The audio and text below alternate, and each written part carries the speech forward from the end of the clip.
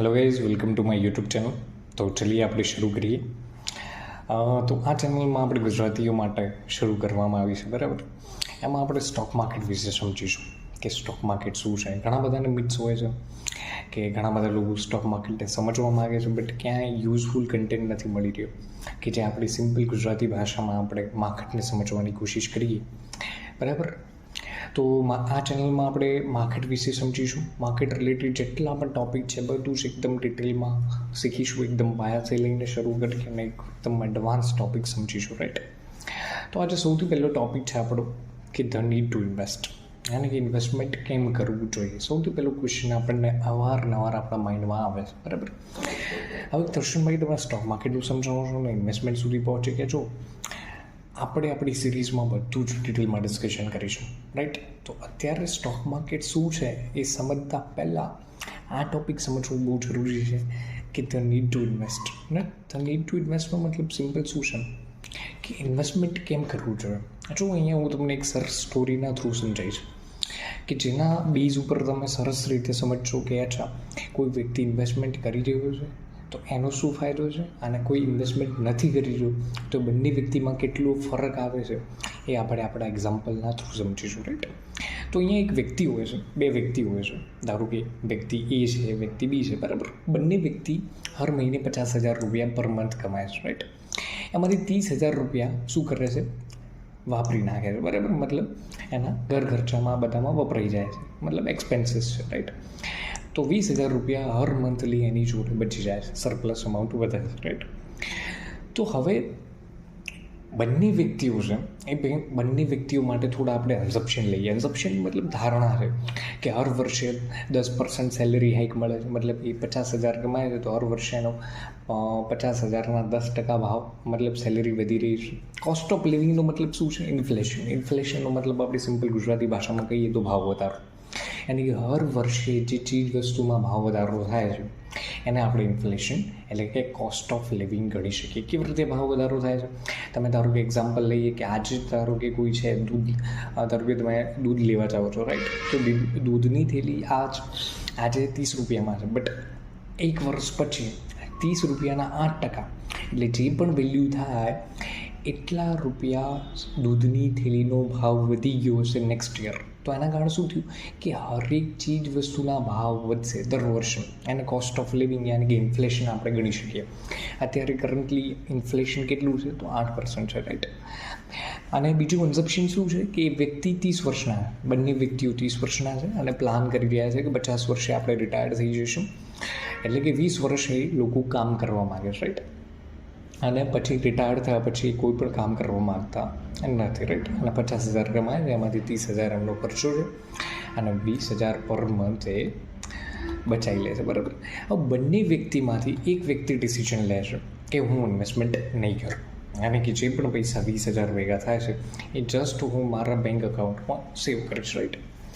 તો તમે અહીંયા કેલ્ક્યુલેશન આપેલી જ છે, કેલ્ક્યુલેશન મેં કરેલી જ છે। તો એના હિસાબથી તમે જોઈ શકો છો કે પહેલાં વર્ષે જે યરલી ઇન્કમ 6 લાખ રૂપિયા હોય છે એમાંથી યરલી એક્સપેન્સ યાની કે ખર્ચો 3,60,000 કાઢીએ તો 2,40,000 રૂપિયા વધે છે। તો ટોટલ કેલ્ક્યુલેશન પછી નેક્સ્ટ યરલી ઇન્કમ કેમ વધી ગઈ, કેમ કે આપણે કન્સપ્શન લીધું હતું કે 10% સેલેરી હાઇક થશે, રાઈટ। તો આને ઇન્ફ્લેશનના કારણે અહીંયા એક્સપેન્સ પણ વધી ગયા, રાઈટ। તો બધું કન્સિડર કરીશું તો અહીંયા તમે જોઈ શકો છો કે 1,78 લાખ રૂપીઝ વધે છે, યાની કે મોટા 1,80 લાખ રૂપિયા આપણે કેલ્ક્યુલેટ કરી શકીએ। તો 1,80 લાખ રૂપિયા એ વ્યક્તિ ભેગા કરે છે ક્યારે, 20 વર્ષ એ પોતાનું કામ કરે છે, મતલબ દર મહિને જે 50,000 કમાય છે એમાંથી 30,000 છે એનો ખર્ચો થાય છે અને જે 20,000 રૂપિયા બચતા હતા તો એના અકાઉન્ટમાં એ વ્યક્તિ 20,000 દર મહિને સેવ કરતો હતો, ઇન્વેસ્ટમેન્ટ કરી રહ્યો હતો નહીં, જસ્ટ સેવ કરતો હતો। તો એ 20 વર્ષ પછી યાની કે જ્યારે એ રિટાયર્ડ થશે ત્યારે એની જોડે 1,80 લાખ રૂપિયા વધે, રાઈટ। તો 20 વર્ષ પછી એને 1,80 લાખ રૂપિયા ભેગા કર્યા, રાઈટ। સિમ્પલ છે। તો જો હવે એના ઘણા બધા એસ્પિરેશન હશે, હોમ હશે, કાર ખરીદવી હશે, બધું જ એને આમાંથી પૂરું કરવાનું રહેશે। હવે બીજો વ્યક્તિ છે, જો હવે એક આપણે કન્સપ્શન લઈએ કે 1,80 લાખ રૂપિયાને ભેગા કર્યા છે, તો એક વસ્તુ વિચારો તમે કે એ મેક્સિમમ અત્યારનો જો એનો ખર્ચો કોન્સ્ટન્ટ રહ્યો તો 8 વર્ષ એના પૈસા ચાલશે. કેટલા? ખાલી 8 વર્ષ પૈસા ચાલશે. 8 વર્ષ પછી બેંકરપ્ટ થઈ જશે, મતલબ એને ફરીથી પૈસા કમાવા જવું પડશે. યાની કે 50 વર્ષે રિટાયર થાય છે, 58 વર્ષે બેંકરપ્ટ થઈ ચૂક્યો છે, મતલબ એની બધી જ સેવિંગ એ લૂઝ કરી ચૂક્યો છે, રાઈટ. અને બીજો વ્યક્તિ છે, એવો ને એવો વ્યક્તિ હતો. બીજો વ્યક્તિ જેણે શું કર્યું છે, એના પૈસા ઇન્વેસ્ટમેન્ટ કરવાનું ડિસિઝન લઈ લીધું. શું કર્યું? ઇન્વેસ્ટમેન્ટ કરવાનું ડિસિઝન લીધું. યાની કે બંનેની અર્નિંગ તો સેમ જ હતી, બંનેના ખર્ચ પણ સેમ હતા, બંનેની સેવિંગ પણ સેમ હતી. પણ એક વ્યક્તિ જેને ડિસિઝન લીધું કે હું ઇન્વેસ્ટમેન્ટ નહીં કરું, અને બીજો વ્યક્તિએ ડિસિઝન લીધું કે હું મારું ઇન્વેસ્ટમેન્ટ કરીશ. ક્યાં ઇન્વેસ્ટમેન્ટ કરશે એ પછી ડિસ્કશન કરીશું, રાઈટ. બધા જ આપણે ઇન્વેસ્ટમેન્ટ ઇન્સ્ટ્રુમેન્ટ વિશે તમને ડિટેલ આપીશું, એકદમ સિમ્પલ આપણી ગુજરાતી ભાષામાં, જેથી તમે બધા સમજી શકશો કે કયા કયા ઇન્સ્ટ્રુમેન્ટમાં શું હોય, કેવી રીતે ઇન્વેસ્ટમેન્ટ કરી શકો, તમારો શું ફાયદો છે, શું નુકસાન છે, જેથી તમારે કોઈની પણ હેલ્પની જરૂર નહીં પડે અને તમે તમારી જાતના બેઝ ઉપર એમાં ઇન્વેસ્ટમેન્ટ કરી શકશો. તો કહાની શું છે કે સેકન્ડ વ્યક્તિ ઇન્વેસ્ટમેન્ટ કરવાનું ડિસિઝન લે, બીજો વ્યક્તિ ક્યાં ઇન્વેસ્ટમેન્ટ કરી દે છે, તો કે એવી જગ્યાએ એણે ઇન્વેસ્ટમેન્ટ કરી દીધું કે જ્યાં એને 12%ના રેટથી વર્ષે રિટર્ન મળે. કેટલું? 12%, 12% પર એનમ રિટર્ન મળે. આખા વર્ષની વાત કરી રહ્યો છું, જસ્ટ 12% રિટર્ન મળી શકે અને એવી જગ્યાએ એ વ્યક્તિ ઇન્વેસ્ટમેન્ટ કરી દે છે, રાઈટ. તો એને 12%ના હિસાબથી પણ આપણે કેલ્ક્યુલેટ કરીએ તો એનું ઓલમોસ્ટ રિટર્ન કેટલું થાય છે? 4.5 કરોડ રૂપિયા. અને 4 કરોડ ને 30 લાખ રૂપિયા 20 વર્ષ પછી. જે વ્યક્તિ ઇન્વેસ્ટમેન્ટ નહોતો કરી રહ્યો એનું કેટલું થતું હતું? 1 કરોડ ને 80 લાખ રૂપિયા. જ્યારે જે વ્યક્તિ ઇન્વેસ્ટમેન્ટ કરી રહ્યો હતો એનું કેટલું થાય છે? 4 કરોડ ને 30 લાખ રૂપિયા. હવે જસ્ટ તમે વિચારો શું થયું અહીંયા? પૈસા 2 થી 3 ગણા થઈ ગયા. મતલબ પહેલાં વ્યક્તિના પૈસા 8 જ વર્ષ ચાલશે અને આ વ્યક્તિના આરામથી 35 થી 40 વર્ષ ચાલે જશે. કેમ? એનું કારણ શું હતું? કેમ કે આ વ્યક્તિ એક સરસ ડિસિઝન લીધું કે ઇન્વેસ્ટમેન્ટ કરવાનું ડિસિઝન લીધું, રાઈટ. તો કે ઇન્વેસ્ટમેન્ટ તો કરવું જોઈએ. આ સ્ટોરીના બેઝ ઉપરથી સિમ્પલી આપણે એક કન્ક્લુઝન નીકાળી શકીએ. શું કન્ક્લુઝન નીકાળી શકીએ? કે ઇન્વેસ્ટમેન્ટ તો કરવું જ જોઈએ, રાઈટ. કેમ કરવું જોઈએ? તો તમારી સામે છે કે જે વ્યક્તિ ઇન્વેસ્ટમેન્ટ કરે છે અને જે વ્યક્તિ ઇન્વેસ્ટમેન્ટ નથી કરતો એ બંનેમાં કેટલો મોટો વેરિએશન આવે. તો સિમ્પલ છે કે તમે તમારા પૈસા તમારી જોડે રાખવાથી ગ્રો નહીં થાય, ડેપ્રિશિએટ થશે. કોસ્ટ ઓફ લિવિંગ વધી રહી છે, તો સામે તમારા પૈસાની વેલ્યુ પણ એપ્રિશિએટ થવી જરૂરી છે, રાઈટ. તો તમારે પણ ઇન્વેસ્ટમેન્ટ કરવું પડશે ડેફિનેટલી. શેના માટે ઇન્વેસ્ટમેન્ટ કરવું જોઈએ?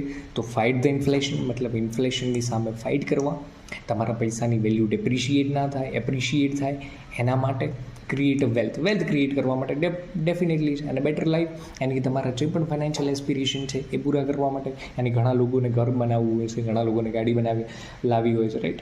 તો એ લોકો પોતાના એસ્પિરેશન પૂરા કરી શકે ઇન્વેસ્ટમેન્ટના થ્રુ. યાની કે હર મંથલી નાનું તમારી બચત તમારું કેટલું મોટું વેલ્થ ક્રિએટ કરીને આપી શકે છે એ તમને આજે ખબર પડી હશે આ એક્ઝામ્પલના થ્રુ, રાઈટ. હવે સૌથી મેઇન ક્વેશ્ચન આવે છે કે આ સ્ટોરીના થ્રુ આપણે સમજી તો ગયા કે ભાઈ ઇન્વેસ્ટમેન્ટ કરવું જોઈએ, બટ ક્યાં કરવું જોઈએ? એક્ઝેક્ટલી સૌથી મોટું ક્વેશ્ચન છે વેર ટુ ઇન્વેસ્ટ. ઇન્વેસ્ટમેન્ટ ક્યાં કરવું જોઈએ, રાઈટ. તો જુઓ, જેટલા પણ ફાઇનાન્શિયલ ઇન્સ્ટ્રુમેન્ટનો મતલબ શું છે કે એવા સાધન કે જ્યાં તમે ઇન્વેસ્ટમેન્ટ કરી શકો છો એઝ અ ઇન્ડિવિજ્યુઅલ, મતલબ એક છૂટાછવાયા વ્યક્તિ તરીકે. આપણે જેમાં ઇન્વેસ્ટમેન્ટ કરીશું એને આપણે ફાઇનાન્શિયલ ઇન્સ્ટ્રુમેન્ટ કહેવાય, રાઈટ. તો ઘણા બધા ફાઇનાન્શિયલ ઇન્સ્ટ્રુમેન્ટ છે. તો એક્ઝેક્ટલી ઇન્વેસ્ટમેન્ટ ક્યાં કરવું જોઈએ? આપણને તો એનાલિસિસ કરતાં આવડતું જ નથી કે હર એક ફાઇનાન્શિયલ ઇન્સ્ટ્રુમેન્ટ. જો આપણે આપણી સિરીઝમાં બધા જ ફાઇનાન્શિયલ ઇન્સ્ટ્રુમેન્ટને સમજીશું એકદમ સિમ્પલ ભાષામાં, રાઈટ. તો એ ફાઇનાન્શિયલ ઇન્સ્ટ્રુમેન્ટની તમને સમજ આવી જશે પછી તમે ડિસાઇડ કરી શકશો કે ક્યાં ઇન્વેસ્ટમેન્ટ કરવું જોઈએ, કેવી રીતે કરવું જોઈએ, શેમાં કેટલું રિસ્ક છે, શેમાં રિટર્ન નથી, બધું જ આપણે ડિટેલમાં ડિસ્કશન કરીશું. અત્યારે જસ્ટ ક્વેશ્ચન છે કે ઇન્વેસ્ટમેન્ટ ક્યાં કરવું જોઈએ, વેર ટુ ઇન્વેસ્ટમેન્ટ તો કરવું જોઈએ, બટ ક્યાં કરવું જોઈએ? તો પોસિબલ જેટલા પણ ઇન્સ્ટ્રુમેન્ટ છે એનું થોડું ડિસ્કશન કરી લઈએ, બરાબર. પછી આપણે સ્ટોક માર્કેટ શું છે એ જર્ની આગળ સમજવા તરફ આગળ વધી, રાઈટ. વેર ટુ ઇન્વેસ્ટ, અહીંયા તમે જોઈ શકો છો ઘણા બધા ઇન્સ્ટ્રુમેન્ટ છે, જેમ કે ફિક્સ્ડ ઇન્કમ ઇન્સ્ટ્રુમેન્ટ છે, ઇક્વિટી છે, રિયલ એસ્ટેટ છે, કમોડિટી છે, ઘણું બધું. હવે તમે અહીંયા જોઈ શકો છો fixed income instrument. Fixed income ઇન્સ્ટ્રુમેન્ટનો મતલબ શું છે? તમે અહીંયા ગૂગલ ઉપર સર્ચ કરશો. ફિક્સ્ડ ઇન્કમ ઇન્સ્ટ્રુમેન્ટનો મતલબ છે કે જ્યાં તમને ફિક્સ્ડ ઇન્કમ આપે, મતલબ તમે કે તમારા પૈસા ઇન્સ્ટ્રુમેન્ટમાં પાર્ક કરો છો તો સામે તમને ફિક્સ્ડ ઇન્ટરેસ્ટ મળે છે. શું મળે છે? ઇન્ટરેસ્ટ મતલબ વ્યાજ મળે છે. યાની કે ફિક્સ વ્યાજ દર છે એ હિસાબથી તમને પર એનમના બેઝ ઉપર મેચ્યોરિટીના હિસાબથી તમને પૈસા આપશે. જેમ કે ફિક્સ્ડ ઇન્કમ ઇન્સ્ટ્રુમેન્ટનું સૌથી બેસ્ટ એક્ઝામ્પલ છે એફડી, ફિક્સ ડિપોઝિટ, રાઈટ. તમે જોયું છે કે આપણે ઘણા બધા બેંકમાં જઈએ છીએ અને ફિક્સ ડિપોઝિટ કરીએ છીએ, એફડી કરાવીએ છીએ, બરાબર. હવે એફડીમાં કેવું હોય છે કે તમે 1 લાખ રૂપિયા નાખ્યા છે એફડી, મતલબ થોડા વર્ષો માટે, ધારો કે 1 વર્ષ માટે તમે એફડી કરી છે, તો 1 વર્ષનું જે પણ એમનું વ્યાજ દર છે, યાની કે 4-5%, 6%, તો એના હિસાબથી તમે 1 લાખ રૂપિયાની એફડી કરાવી છે તો વર્ષે તમને 6,000 ઉપર મળી જશે. એટલે કે તમારા 1 લાખ ઉપર તમને 6%ના હિસાબથી 6,000 રૂપિયા મળે. તો આને શું થઈ ગયું? Fixed income instrument. તમે એક ફિક્સ્ડ ઇન્કમવાળા ઇન્સ્ટ્રુમેન્ટમાં તમારા પૈસા પાર્ક કરે. બીજા બોન્ડ હોય છે, ગવર્મેન્ટ બોન્ડ, રાઈટ, અને કોર્પોરેટ બોન્ડ પણ હોય છે. બોન્ડ શું છે એ બધું ડિટેલમાં ડિસ્કશન કરીશું. અત્યારે જસ્ટ ઓવરવ્યૂ લઈ લઈએ, પછી આપણે ઇન્વેસ્ટમેન્ટ ઇન્સ્ટ્રુમેન્ટમાં બધું જ સમજીશું, રાઈટ. તો બોન્ડ શું છે કે બોન્ડ એક એવી વસ્તુ છે કે જેમાં તમે ધારો કે ગવર્મેન્ટ બોન્ડ છે તો સિમ્પલી ગવર્મેન્ટને જ્યારે પણ પૈસાની જરૂર પડશે એટલે ગવર્મેન્ટ શું કરશે? બોન્ડ ઇસ્યુ કરશે. બોન્ડ ઇસ્યુ કરશે મતલબ કે ગવર્મેન્ટ તમને અપ્રોચ કરશે, યાની કે જે પણ વ્યક્તિ ગવર્મેન્ટને પૈસા આપવા માગે તો ગવર્મેન્ટ શું કરશે? તમારા પૈસા લઈ અને તમને એના બદલામાં વ્યાજ આપશે વર્ષે એક વખત, રાઈટ. તમે જેટલા પણ પૈસા પાક કરશો મેચ્યોરિટી, બોન્ડની જે મેચ્યોરિટી હશે ત્યાર સુધી એ તમને કન્ટિન્યુઅસલી શું કરશે? વ્યાજ દર આપશે. એના ડિટેલમાં આપણે પછીથી સમજીશું. કોર્પોરેટ બોન્ડ પણ એવું છે. કોર્પોરેટ બોન્ડમાં શું છે? જે પણ પ્રાઇવેટ કંપનીઓ છે એમને જ્યારે પૈસાની જરૂર પડશે ત્યારે બોન્ડ ઇસ્યુ કરશે. બોન્ડ ઇસ્યુના થ્રુ શું કરશે? પોતાનો ફંડ રેઇઝ કરશે. ફંડ્સ એના માટે જોઈએ કેપિટલ એક્સપેન્ડિચર માટે, મતલબ એમને જે બિઝનેસ માટે ડે ટુ ડે જે બિઝનેસ ચલાવવાનો છે, બિઝનેસ એક્સપાન્શન માટે, રાઈટ, એ બધું ડિસ્કશન આગળ કરીશું. તો ફિક્સ્ડ ઇન્કમ ઇન્સ્ટ્રુમેન્ટ તમે અહીંયા ગૂગલ ઉપર જઈને જસ્ટ સર્ચ કરશો તો તમારી સામે ઘણા બધા આવી જશે. પબ્લિક પ્રોવિડન્ટ ફંડ છે, બેંક છે, ટ્રેઝરી બિલ છે, નેશનલ સેવિંગ સર્ટિફિકેટ છે, બોન્ડ છે, પછી તમે ડેબ્ટ મ્યુચ્યુઅલ ફંડ છે, સર્ટિફિકેટ ઓફ ડિપોઝિટ છે, પ્રિફર્ડ છે, રાઈટ, અને 4 બીજા પણ છે કે પબ્લિક સેક્ટર બોન્ડ છે. તો આ બધા શું છે? આ બધા ફિક્સ્ડ ઇન્કમ ઇન્સ્ટ્રુમેન્ટ છે. જ્યાં ફિક્સ છે, કેવીપી છે, પોસ્ટની ઘણી બધી સ્કીમો છે જેમ કે કેવીપી, કિસાન વિકાસ પત્ર યોજના, આ બધી ઘણી બધી ડિટેલમાં ડિસ્કશન કરીશું પછી. તો સિમ્પલ ફિક્સ્ડ ઇન્કમ ઇન્સ્ટ્રુમેન્ટ કે જ્યાં તમને ફિક્સ ઇન્ટરેસ્ટ આપવામાં આવશે એવા સાધન, રાઈટ. સેકન્ડ પછી જોઈએ, થર્ડ પહેલાં જોઈ લઈએ કે રિયલ એસ્ટેટ. હવે રિયલ એસ્ટેટ વિશે તો બધાને ઇન્ફોર્મેશન છે કે રિયલ એસ્ટેટ શું છે, કેવી રીતે કામ કરે છે. તો તમને પણ ખબર છે કે બીજું એક વ્યક્તિ ક્યાં એઝ અ ઇન્ડિવિજ્યુઅલ ક્યાં ઇન્વેસ્ટમેન્ટ કરી શકે છે? રિયલ એસ્ટેટમાં. યાની કે રિયલ એસ્ટેટ કે તમે ઘણા બધા લોકો જુઓ છો તમે કે ઘણા લોકો મકાન ખરીદે છે, ઘણા બધા ફ્લેટ્સ ખરીદે, રાઈટ, ઘણા બધા લેન્ડ ખરીદે, મતલબ પ્રોપર્ટી ખરીદે. શેના માટે? તો કે એમાં ઇન્વેસ્ટમેન્ટ કરીને વર્ષે એમને 10-12% જે પ્રોપર્ટીની પ્રાઇસમાં એપ્રિશિએશન મળે એ બેટર છે, રાઈટ. હવે તમે જુઓ છો કે રિયલ એસ્ટેટમાં એટલું રિટર્ન નથી. ઇન લોંગ રન બહુ સારું રિટર્ન છે, બટ તમે જુઓ કે તમારા પૈસા તમારે રિયલ એસ્ટેટમાં કોઈ પ્રોપર્ટી પરચેઝ કરી છે તો ડબલ તો એક જ વર્ષમાં ડબલ તો પ્રોપર્ટી થઈ ના શકે. શું થશે કે 9-10% પ્રાઇસ એપ્રિશિએટ થાય છે, રાઈટ. યાની કે 9-10% તમને સારું રિટર્ન મળશે. બટ રિયલ એસ્ટેટમાં ઇન્વેસ્ટમેન્ટ કરો તમે, ધારો કે તમે કોઈ પ્રોપર્ટીમાં બધા લોકો રિયલ એસ્ટેટમાં ઇન્વેસ્ટમેન્ટ ના કરી શકે. એનું કારણ છે કે રિયલ એસ્ટેટમાં ઘણી મોટી કેપિટલ જોઈએ ઇન્વેસ્ટમેન્ટ કરવા માટે. અને ચલો તમે ઇન્વેસ્ટમેન્ટ કરો છો છતાં તમને 8-9%ના રેટથી તમારું ઇન્વેસ્ટમેન્ટ રિયલ એસ્ટેટ ગ્રો થઈ રહ્યું, રાઈટ. સામે ઇન્ફ્લેશન પણ એટલું જ છે, એની હર વર્ષે જે ભાવ વધારો થઈ રહ્યો છે એ પણ સામે એટલો જ છે. તો તમે જેટલું રિટર્ન બનાવ્યું છે એટલું જ તમે ઇન્ફ્લેશનના કારણે, ભાવ વધારામાં ફુગાવાના કારણે તમે લોસ કરતી જશો. મતલબ ઇક્વલી થઈ ગયું, મતલબ તમારા પૈસા ગ્રો થયા નથી. સિમ્પલી તમારે એવી જગ્યાએ ઇન્વેસ્ટમેન્ટ કરવાનું છે કે જ્યાં તમે ઇન્ફ્લેશનને બીટ કરી શકો અને ઉપરથી સારું એવું રિટર્ન બનાવી શકો, જેથી તમારા પૈસાની વેલ્યુ એપ્રિશિએટ થાય, ના કે ડેપ્રિશિએટ થાય. કેવી રીતે ડેપ્રિશિએટ થશે? ઇન્ફ્લેશનના કારણે, રાઈટ. તો રિયલ એસ્ટેટ એક ગુડ કેન્ડિડેટ ના હોઈ શકે આપણું ઇન્વેસ્ટમેન્ટ માટે. અને સેમ વસ્તુ છે ફિક્સ્ડ ઇન્કમ ઇન્સ્ટ્રુમેન્ટમાં. ફિક્સ્ડ ઇન્કમ ઇન્સ્ટ્રુમેન્ટમાં શું છે કે ફિક્સ્ડ ઇન્કમ ઇન્સ્ટ્રુમેન્ટમાં તમે ઇન્વેસ્ટ કરો છો, જેમ કે એફડીમાં ઇન્વેસ્ટમેન્ટ કર્યું 4.5-5% તમને મળે, સામે 8%ના રેટથી તો ઇન્ફ્લેશન છે, તો ડેફિનેટલી એફડીમાં ઇન્વેસ્ટમેન્ટ ના કરવું જોઈએ. બીજા બોન્ડ જુઓ તો બોન્ડમાં પણ 7-8% ફિક્સ્ડ ઇન્ટરેસ્ટ છે. જેટલા પણ ફિક્સ્ડ ઇન્કમ ઇન્સ્ટ્રુમેન્ટ છે એ બધામાં 7-8% કોમન છે કે જે તમને એટલું રિટર્ન આપશે, મતલબ એક સિમ્પલ ઇન્ટરેસ્ટ આપશે વર્ષે, બટ સામે એટલું ને એટલું ઇન્ફ્લેશન પડશે, રાઈટ. તો રિયલ એસ્ટેટમાં પણ ઇન્વેસ્ટમેન્ટ ના કરવું જોઈએ. બીજું તમે ઘણા બધા જોતા હશો કે બીજા ઇન્સ્ટ્રુમેન્ટ કયા છે? કમોડિટી. અને કમોડિટી મતલબ ગોલ્ડ એન્ડ સિલ્વર. તમે જોયું હશે કે આપણે ખાસ કરીને ઇન્ડિયામાં ઘણા બધા લોકો ગોલ્ડમાં ઇન્વેસ્ટમેન્ટ કરે છે. ગોલ્ડમાં ઇન્વેસ્ટમેન્ટ કરવાની પાછળ એમનું સિમ્પલ રીઝન શું છે કે ગોલ્ડ એક સેફ કમોડિટી છે, મતલબ એક સેફ, એની પ્રાઇસમાં એટલી ફ્લક્ચ્યુએશન હોતી નથી. હવે આ વર્ષથી આ 2-3 વર્ષથી ગોલ્ડ બહુ સરસ રિટર્ન આપી રહ્યું છે, બાકી એવરેજ રિટર્ન એનું પણ 9-10% હતું, રાઈટ. અને સામે ઇન્ફ્લેશન પણ એટલું હતું. હવે જો ઘણા બધા ઇન્સ્ટ્રુમેન્ટ છે, આ બધા ઇન્સ્ટ્રુમેન્ટમાં સ્ટડી કરીએ તો તમે વિચારતા હશો કે એક્ઝામ્પલમાં તો 12% લઈ લીધું, 12% રિયાલિટીમાં તો ક્યાંય મળતું નથી, તો કેવી રીતે કેલ્ક્યુલેશન કરવું, ક્યાં અમારે એવી જગ્યાએ ઇન્વેસ્ટમેન્ટ કરવું. તો તમારા બધાને ખ્યાલ આવ્યો છે કે મ્યુચ્યુઅલ ફંડ એક બેસ્ટ વે હોઈ શકે. તો મ્યુચ્યુઅલ ફંડ શું છે? તો મ્યુચ્યુઅલ ફંડ એક સ્કીમ છે જે શેમાં ઇન્વેસ્ટમેન્ટ કરે છે? સ્ટોક માર્કેટ, જેને આપણે ઇક્વિટી કહીશું. ઇક્વિટી મતલબ કે આખા દુનિયામાં એક જ એવી જગ્યા છે કે જ્યાં તમને સૌથી બેસ્ટ રિટર્ન મળી શકે છે, અને એ છે ઇક્વિટી. ઇક્વિટીનો સિમ્પલ મતલબ છે સ્ટોક. શું મતલબ છે? સ્ટોક. સ્ટોકનું બીજું અલ્ટરનેટિવ નામ ઇક્વિટી પણ હોઈ શકે. તો સ્ટોકનો મતલબ શું છે એ જ વસ્તુ સમજીશું કે તમે જો સ્ટોકમાં ઇન્વેસ્ટમેન્ટ કરો છો તો તમને આરામથી મિનિમમ 12-30% યરલી રિટર્ન મળી શકે છે. શું મળી શકે? 12-30% બેર મિનિમમની વાત કરી રહ્યો છું, રાઈટ. તો એટલું તો તમને રિટર્ન મળી શકે છે. અત્યારે તો ઇવન વધારે મળી રહ્યું છે, બટ એક એક્ઝામ્પલ જસ્ટ મિનિમમ આપણે કેલ્ક્યુલેટ કરીએ તો એટલું તમને મળશે. તો ઇક્વિટી એક જ એવી વસ્તુ છે કે જ્યાં એક વ્યક્તિ ઇન્વેસ્ટમેન્ટ કરી અને સારામાં સારું રિટર્ન બનાવી શકે. હવે બધાના માઇન્ડમાં છે કે સ્ટોક માર્કેટ તો યાર ગેમલિંગ છે, જુઓ છે, કેમ કે આપણને નાનપણથી જ એવું શીખવાડવામાં આવ્યું છે કે ભાઈ સ્ટોક માર્કેટથી દૂર રહેવું જોઈએ, આમને આટલું નુકસાન કરવું આમ. બટ યાર સ્ટોક માર્કેટ એક સરસ સબ્જેક્ટ છે, એને સમજવું જોઈએ.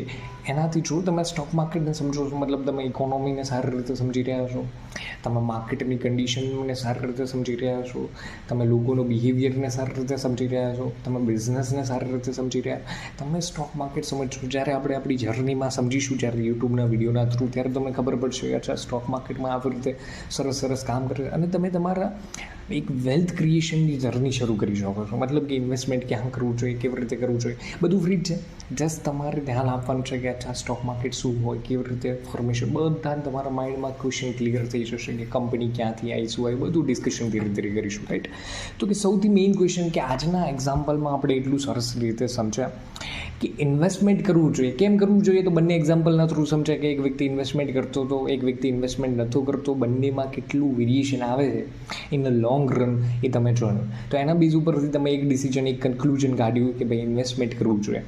સેકન્ડ ક્વેશ્ચન છે ઓકે ઇન્વેસ્ટમેન્ટ કરવું જોઈએ, બટ ક્યાં કરવું જોઈએ? એક્ઝેક્ટલી જેટલા પણ ફાઇનાન્શિયલ ઇન્સ્ટ્રુમેન્ટ છે જેમાં આપણે ઇન્વેસ્ટમેન્ટ કરી શકીએ એ બધાને આપણે ધીરે ધીરે ડિટેલમાં સમજીશું પાછળથી, જ્યારે ઇન્વેસ્ટમેન્ટ સમજતા હશું ત્યારે. બટ આ બધા ફાઇનાન્શિયલ ઇન્સ્ટ્રુમેન્ટમાં તમે ઇન્વેસ્ટમેન્ટ કરો છો તો એમાંથી મેજોરિટી ઇન્સ્ટ્રુમેન્ટ તમને એટલું સારું રિટર્ન આપતા નથી. કોમન કેટલું આપે છે? 8-9%, રાઈટ. સામે ઇન્ફ્લેશન પણ એટલું છે. તો તમારે એવી જગ્યાએ પૈસા ઇન્વેસ્ટમેન્ટ કરવા જોઈએ જ્યાં તમે ઇન્ફ્લેશનને બીટ કરી શકો. મતલબ તમારું જે ઇન્ફ્લેશન છે એના કરતાં તો વધારે સારું રિટર્ન હોવું જ જોઈએ, તો જ તમારા પૈસાની વેલ્યુ એપ્રિશિએટ થશે, ના કે ડેપ્રિશિએટ થશે, રાઈટ. તો કે આ બધા જ ફાઇનાન્શિયલ ઇન્સ્ટ્રુમેન્ટને સ્ટડી કરીએ, દુનિયામાં જેટલા બધા ફાઇનાન્શિયલ ઇન્સ્ટ્રુમેન્ટ છે એ બધા ઇન્સ્ટ્રુમેન્ટમાંથી એક જ એવું ઇન્સ્ટ્રુમેન્ટ છે કે જ્યાં તમે ઇન્વેસ્ટ કરીને સારામાં સારું રિટર્ન કાઢી શકો છો, મતલબ ઇન્ફ્લેશનને બીટ કરી શકો છો, અને એ છે આપણી ઇક્વિટી, મતલબ કે સ્ટોક. તો હવે મેઇન ક્વેશ્ચન આવે છે કે સ્ટોક છે શું એક્ઝેક્ટલી, સ્ટોક માર્કેટ શું છે, સ્ટોક શું છે, કેવી રીતે પરચેઝ કરવું, શું છે, શું કહેવા માગે છે, કશી જ આપણને ખબર પડતી નથી, રાઈટ. તો એ બધું જ હવે નેક્સ્ટ લેક્ચરમાંથી આપણે શરૂ કરીશું કે ઇક્વિટી શું છે, કેવી રીતે હોય છે, એમાં કેવી રીતે ઇન્વેસ્ટમેન્ટ કરવું જોઈએ, પૂરું સ્ટોક માર્કેટ શું છે, બધી જ આપણે જર્ની સમજીશું, રાઈટ. તો આગલા વિડીયોમાં મળીએ, રાઈટ. અને જો તમને વિડીયો સારો લાગ્યો શેર કરો, સબસ્ક્રાઈબ કરો, જેટલું થાય એટલું. જો તમે વિડીયો શેર કરશો તો તમે નોલેજ જ શેર કરી રહ્યા, રાઈટ. બાકી તમારી મરજી છે. ચલો મળીએ નેક્સ્ટ વિડીયોમાં.